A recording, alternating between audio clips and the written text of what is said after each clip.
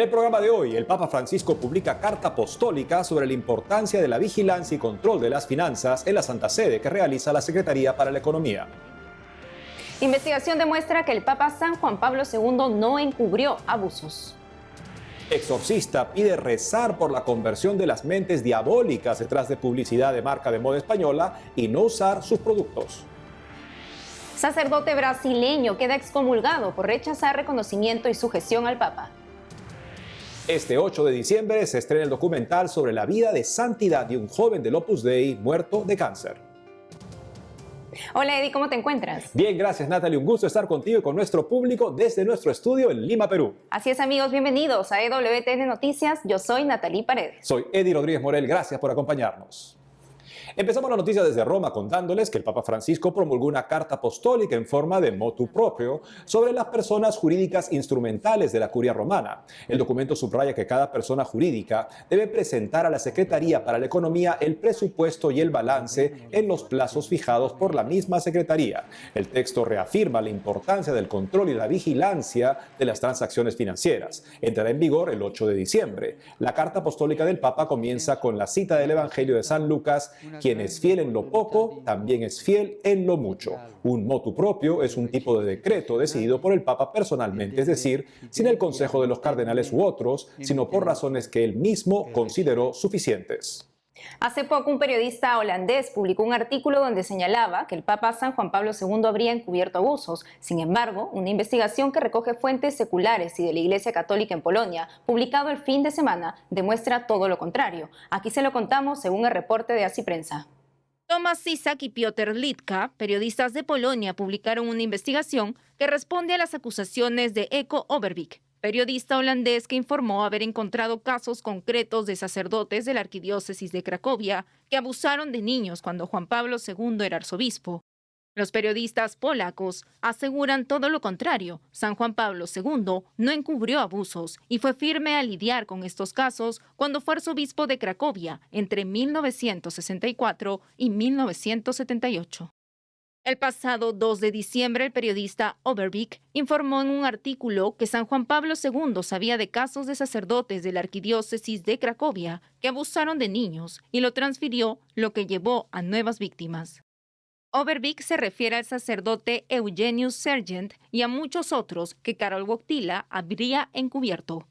Al respecto, los periodistas Tomasz Cisak y Piotr Litka precisan que Sergeant no era de la arquidiócesis de Cracovia, sino de la diócesis de Lubachów. Sin embargo, el entonces cardenal Wojtyła también tomó algunas decisiones respecto a él y parece haber demostrado de modo bastante convincente que actuó en el ámbito de sus competencias y dejó la última palabra al obispo de dicha diócesis.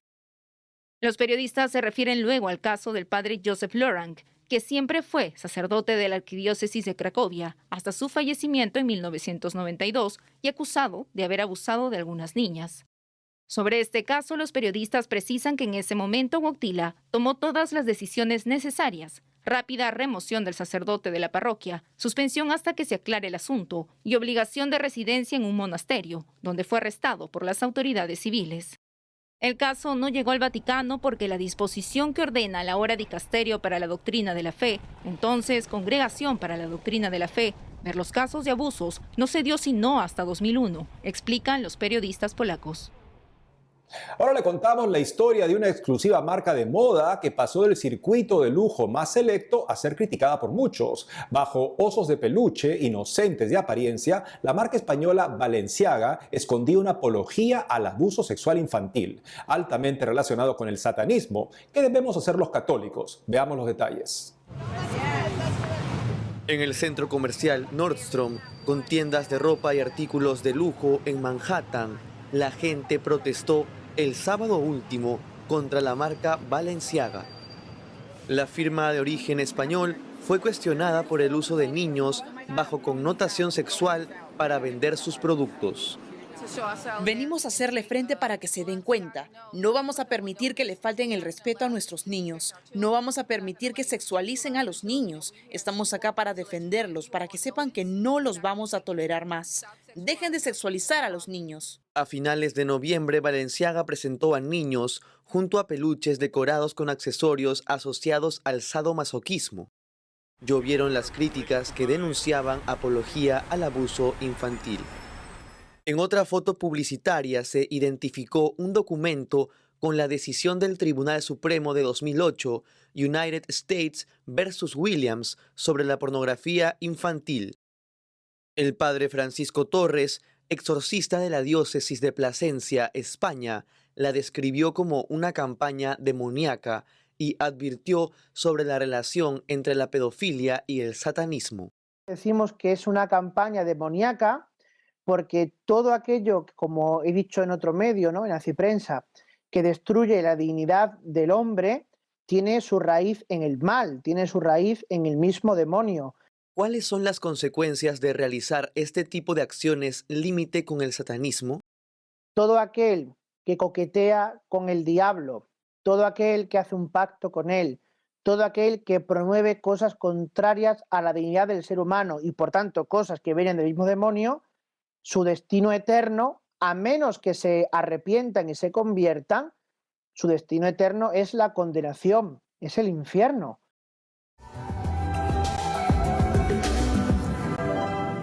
En las redes sociales abundaron manifestaciones de protesta contra la marca Balenciaga, que trató de mostrarse arrepentida.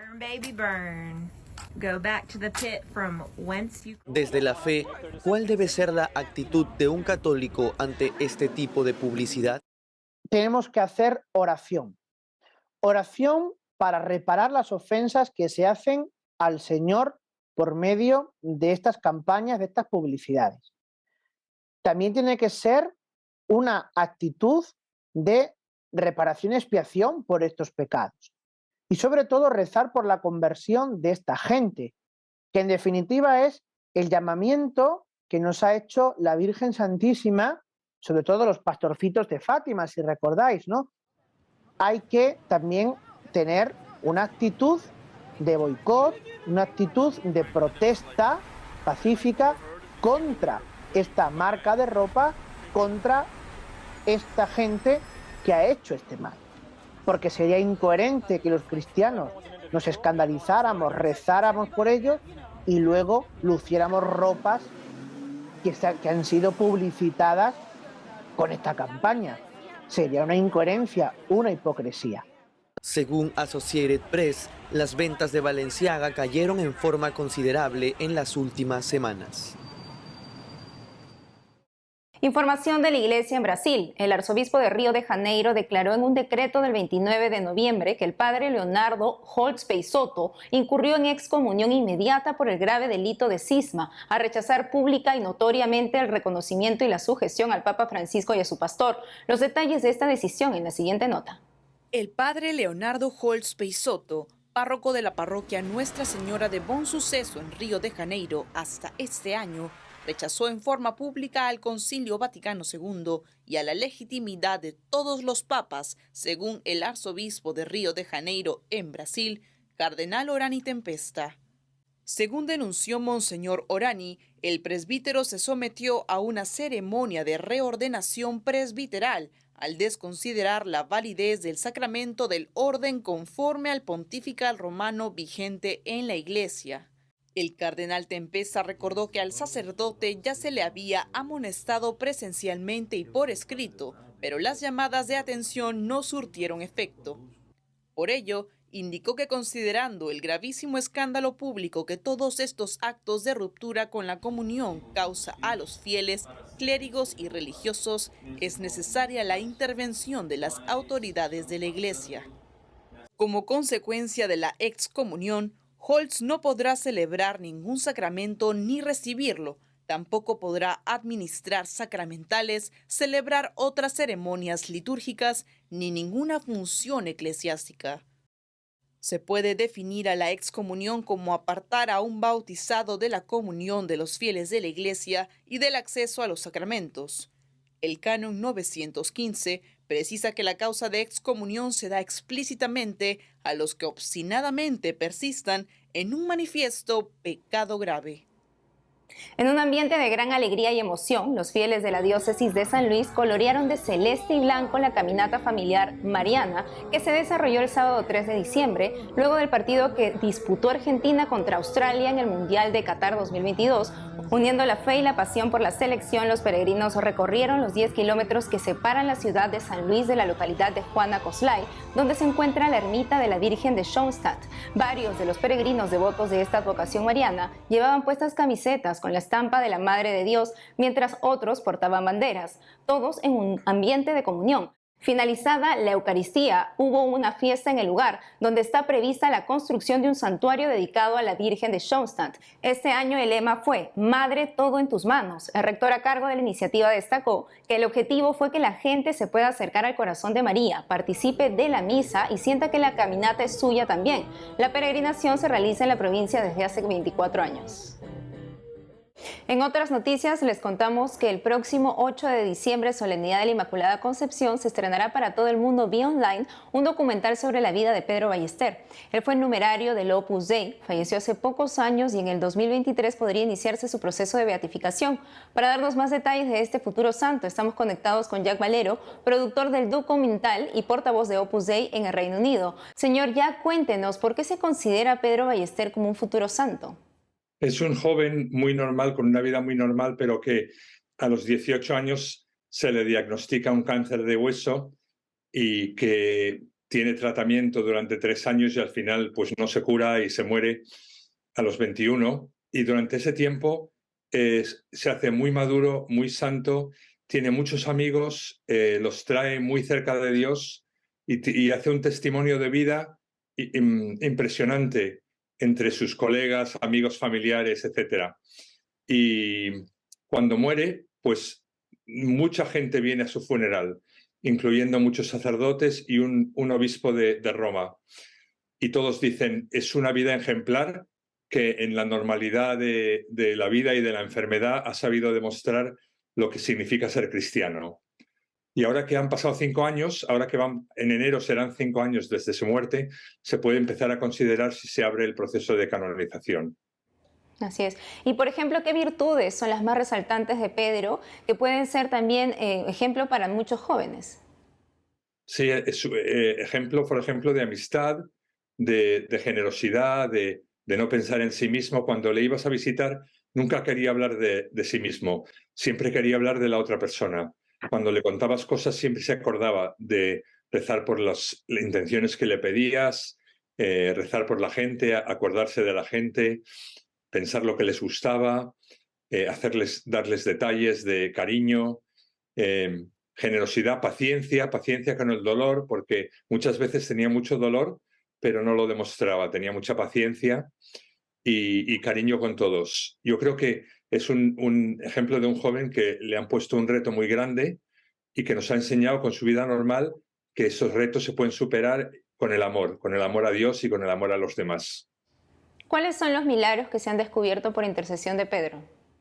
Bueno, por ahora no hay ningún milagro grande, pero mucha gente le tiene devoción. Y lo curioso es que cada semana nos llegan 1 o 2 favores que ha hecho Pedro a la web que hemos montado, ¿no? Un amigo de la universidad le ha montado una web profesional que se llama pedroballester.org.uk y allí pues hay como 75 favores de personas que le han encomendado algo, a Dios a través de su intercesión y que les ha sido dado este favor, ¿no? O sea, cosas perdidas, amistades recuperadas, problemas resueltos, relaciones entre personas, todo tipo de cosas en las que Pedro ha ayudado.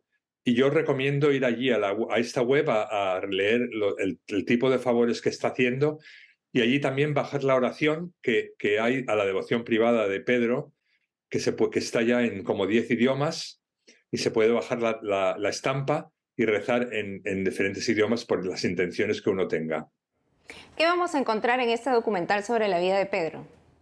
El documental es una colección de entrevistas a su familia y amigos y compañeros de residencia y de universidad, y también escenas de su vida que fueron filmadas y que todavía no se han visto, incluyendo una en la que él mismo habla del día en que el médico le dice que su enfermedad no tiene curación y que solo le queda un año de vida. Y entonces él te explica lo que significa esto y lo que significa para sus padres y para él. Y en el documental también habla un cardenal que es amigo de la familia, amigo íntimo de la familia, y que es el que celebró el funeral y el que compuso la oración. Y este cardenal dice que cuando estaba hablando con Pedro, Pedro le dijo, bueno, yo no tengo miedo. Y en ese momento el cardenal entendió que Pedro estaba muy, muy cerca de Dios. Realmente un ejemplo de vida. ¿Nos podría comentar, señor Jack, dónde van a poder ver las personas este documental? El documental se estrenó en Londres y Manchester, que fueron las dos ciudades donde él vivió este último fin de semana, y lo han visto como 250 personas, pero el documental del mundo entero se pondrá en YouTube, en un canal público del Opus Dei, con subtítulos en inglés y en castellano, para que la gente lo pueda ver. El documental está en inglés y las entrevistas son en inglés, pero los subtítulos están en inglés y en castellano. Y allí se puede ver el documental en el canal de YouTube de Opus Dei Internacional.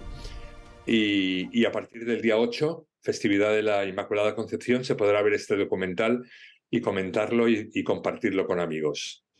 Estaremos atentos entonces al estreno del documental. Señor Jack Valero, gracias por la entrevista. Muchas gracias a ustedes. Hacemos una pausa y al volver, hoy es fiesta de San Nicolás, el verdadero Santa Claus. Le contamos su vida. El Vaticano pide camisetas térmicas para los ucranianos ante el frío extremo en esta época del año. Regresamos con más noticias de la Iglesia Católica.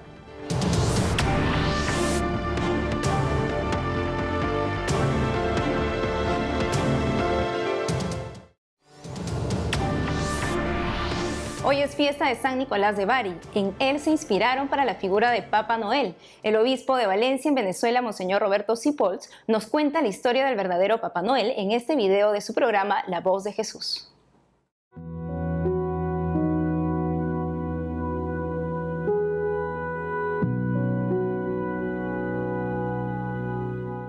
¿Qué fue en San Nicolás?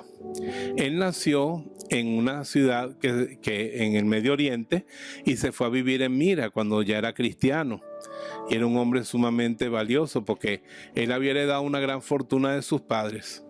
Pero apenas sus padres murieron, le regaló toda la plata a los pobres y se fue a vivir en Mira como un hombre muy santo, muy bueno. Y allí lo hicieron sacerdote. Y se murió el obispo de Mira. Y vino la discusión todos los padres, que el obispo sea fulano, que no, que sea mengano, que este es mejor, que aquel es... Y había una gran división y no terminaban de decidir quién iba a ser el obispo. Entonces en eso uno dijo, bueno, vamos a hacer una cosa.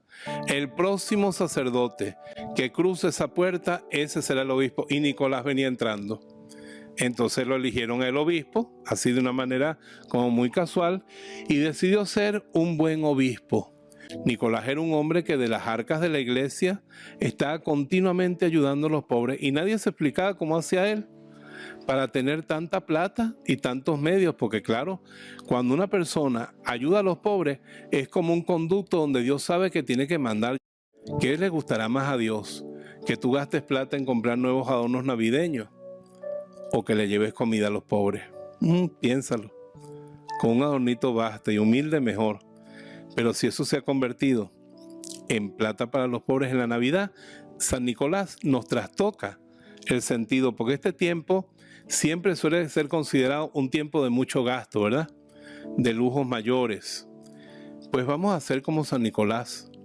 Y en vez de ponerle un poquito más de fasto a nuestras decoraciones navideñas, vamos a ponerle compasión y amor al pobre, que es pobre como Cristo pobre. Y San Nicolás, lo que pasa es que él antes estaba vestido de obispo y terminó vestido así por culpa de una marca de refresco. Convirtieron la mitra en un gorrito de dormir y le cambiaron la casulla roja por un abrigo rojo.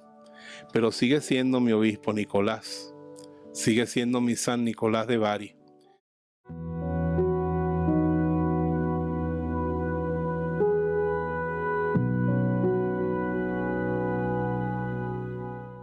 Ahora les traemos una buena noticia. En Guatemala, en el segundo domingo de Adviento, feligreses de la comunidad de San Pedro Ayampuc recibieron el sacramento de la confirmación. Aquí le contamos.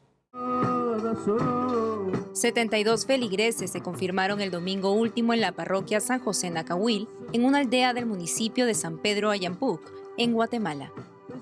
Vestidos con sus trajes de lugar, los confirmandos desde los 14 años recibieron el sacramento por parte de Monseñor Gonzalo de Villa y Vázquez, arzobispo de la Arquidiócesis de Santiago de Guatemala. El arzobispo de la Arquidiócesis de Santiago de Guatemala enfatizó en su homilía la importancia de la preparación para la Navidad y el testimonio de vida de los confirmados. Le pueden decir al Señor, Señor, misión cumplida. He educado cristianamente a mi hija, a mi hijo.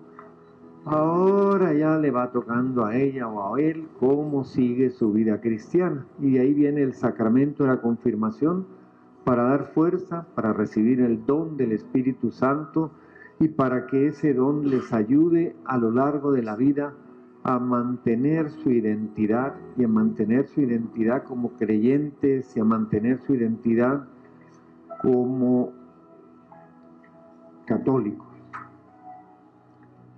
Esta fue la primera visita del arzobispo de Guatemala a la aldea. Además de las confirmaciones, el prelado instituyó 5 ministros extraordinarios de la Sagrada Comunión en la aldea. Las catequesis fueron presenciales y dictadas por 15 catequistas. La duración de cada tema fue de 40 minutos. Se dieron temas, talleres, asambleas, encuentros con padres de familia y padrinos.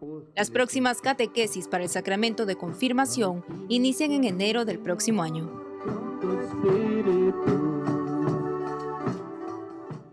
Invierno en Ucrania. El Vaticano pidió ayudar al pueblo ucraniano ante el grave sufrimiento que viven debido a las bajas temperaturas por esta época del año. La situación empeora tras 9 meses de invasión de Rusia en Ucrania y por los recientes ataques que causan que varias zonas del país no tengan energía eléctrica y gas. El Dicasterio para la Caridad, Limosnería Apostólica solicitó colaborar con la solidaridad concreta para que el pueblo de Ucrania pueda superar la actual emergencia por el frío. Piden regalar en esta Navidad camisetas térmicas adecuadas para mantener la temperatura corporal para hombres, mujeres o niños. Las camisetas térmicas pueden ser enviadas o entregadas a la sede de la Limosnería Apostólica en la dirección que aparece en pantalla.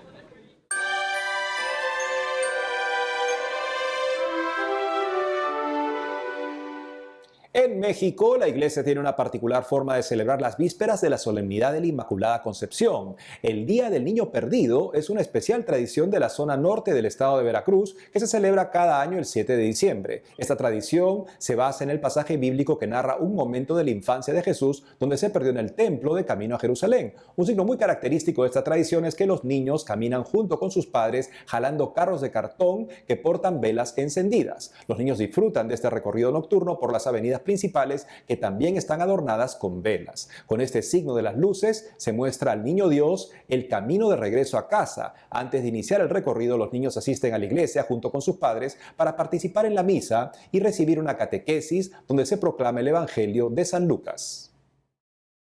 Los cantos de Adviento que escuchamos en la misa durante las semanas previas a la Navidad nos ayudan a prepararnos para celebrar la primera venida de nuestro Señor. Los dejamos con el canto Ven Emanuel, interpretado por la Fundación Canto Católico. Hasta mañana. Veni, veni,